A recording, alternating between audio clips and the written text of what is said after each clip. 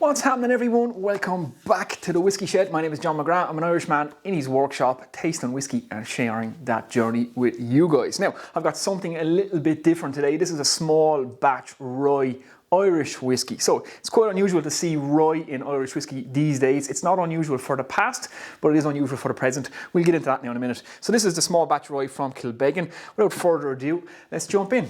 Now, as always, before we jump in and nose and taste this whiskey, a little bit about the whiskey that's in the bottle. So this is from Kilbeggan. Now, I've already gone into the history of Kilbeggan in the Kilbeggan traditional Irish whiskey video, which is their blended Irish whiskey. Now, Kilbeggan claim to be Ireland's oldest distillery. A bit of a dispute with Bushmills there. So Kilbeggan was founded in 1757. However, Bushmills put 1608 on the bottle. But the kind of fudge in that is that a whiskey license was granted in the area of Bushmills in 1608, but Bushmills wasn't actually founded until 1784, and Kilbeggan was founded in 1757.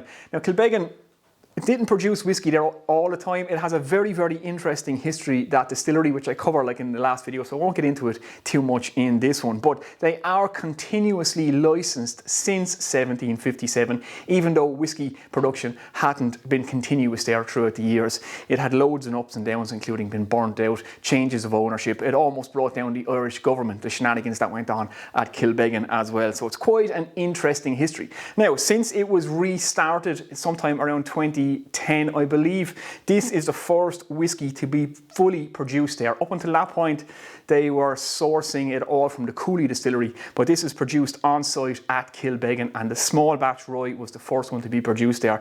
And they use the oldest pot still in the world, which is 180 years old, believe it or not, to distill this. Now, like I said, it's a rye whiskey, so it's a 30% rye in the mash bill. Now, you couldn't call this a rye whiskey in America because a rye whiskey in America has to be 51% rye. However, back in the day in Ireland, they used rye and oats and other grains in the mash bill.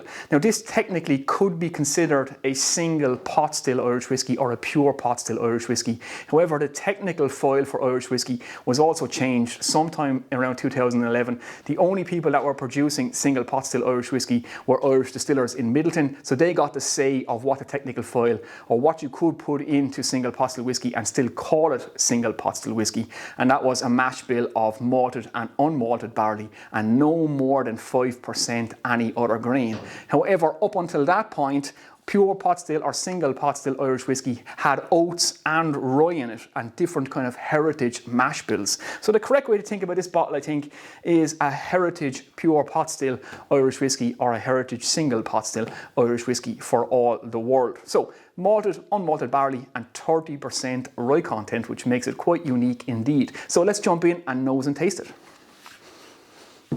Okay, let's get some of this in the glass, and as always, listen for the cork pop. Yep.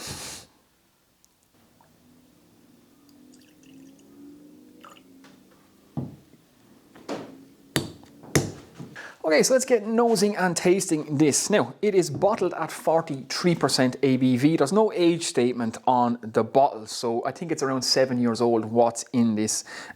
Chill filtration or colouring, I don't know anything about, so I can't tell you about that. There's nothing on the bottle. Now, if you guys remember my first Kilbeggan video of the Kilbeggan traditional Irish whiskey, which is our blended whiskey, I really didn't like that. When I got to open that bottle and when I put some in the glass and got to smell it, had a really kind of acetone type note to it. It was almost kind of like almonds to acetone. When I opened this bottle first, I got a hint of that and I thought to myself, oh no, not again.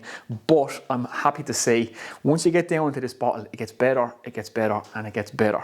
So don't worry, this stuff is not like the traditional or our blended whiskey. This is a different animal altogether and it's quite nice. So if you get that note straight away when you open the bottle, don't worry. When you get down through it, let a little bit of air at it, it gets really, really nice. So on the nose. So quite interesting nose. Again, this is a little bit different. So you have the unmalted barley, but you also have the rye. So you get that kind of green kind of spiciness from it's like a single pot still Irish whiskey for all the world with the unmalted barley content in it. Now it's 35% malted, 35% unmalted, and 30% rye. So you can really get that in the mix here. It has a lovely kind of sweet note to it. I'd say it's more sweetness towards the vanilla side. Then it has a lovely kind of green spiciness with a herbal note. So it's almost like a sweet spicy herbal tea. That's what I'm getting from this. A little bit of apples in there too, so there's kind of a small kind of a fruitiness to it. But yeah, it's completely different for an Irish whiskey. You can still get that this is an Irish whiskey. It has that kind of lovely, soft, sweet kind of thing going on here. But it also has that pot still spice with a kind of a herbal note as you get from the rye. Now, like I said, it's not like an American rye whiskey. It's only 30% rye. It's not 51% plus rye. So if you're a big rye whiskey drinker in the United States and you think this is going to be the same, it's not quite the same. This is something different, but I think you still will like it. So yeah, on the nose, I get pot still spice. I get kind of tea, herbal tea. I get a nice sweet vanilla and some apples. That's what I'm getting on the nose. Quite nice indeed, and a little bit different. So on the palate.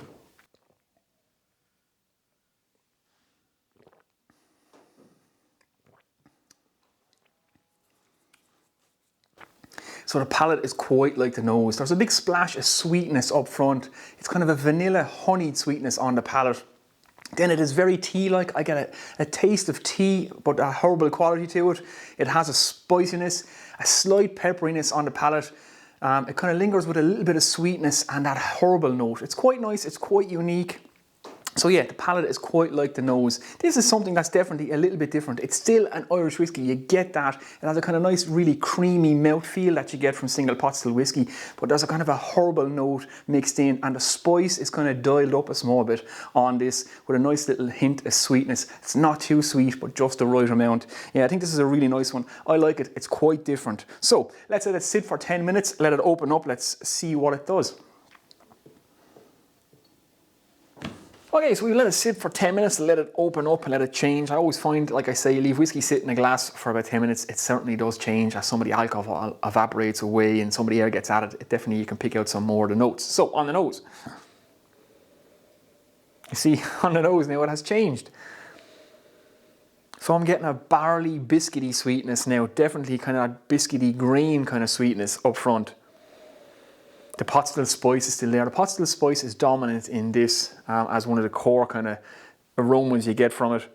It has that kind of peppery nutmeg green note that I get from pot still whiskey. So when I say pot still spice, that's kind of what I'm hinting at. It's hard to put your finger on exactly what it is, but you know it when you smell it. It's a green, spicy, peppery nutmeg kind of vibe going on.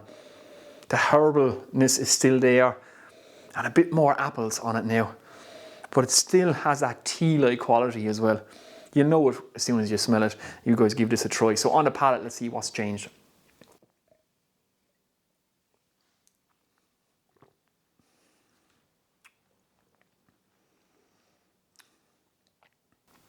Yeah, definitely getting a bit more of the barley now on the palate as well. It kind of has a biscuitiness to it. So it's always a good idea, let your whiskey sit for a while and come back to it and then taste it. So there's definitely on the nose and on the palate now, barley biscuity sweetness is certainly there. It's a lot more tea-like. It's like a sweet tea now with that little pot still spice. It's actually lingering now with that pot still spice, kind of a pepperiness on the back of the tongue, kind of a green nutmeggy kind of note there. So it has a kind of a nice finish to it.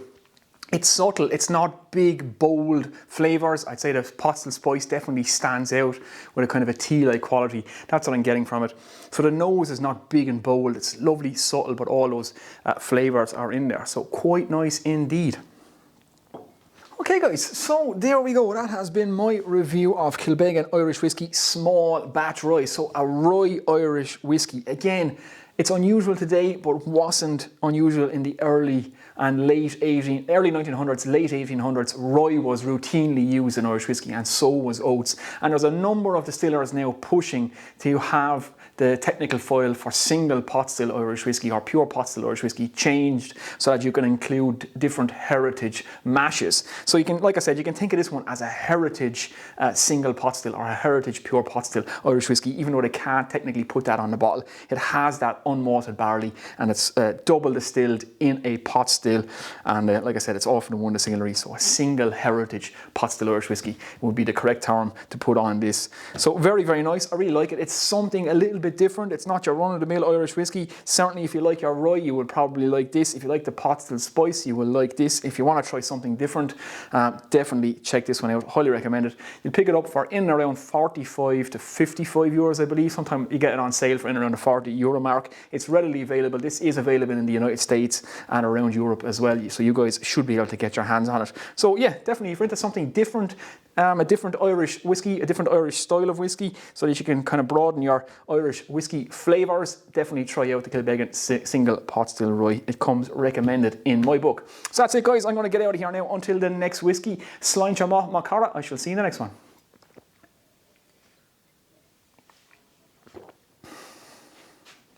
Yeah, barley, biscuity, sweetness, herbal tea, pot still spice. Lovely.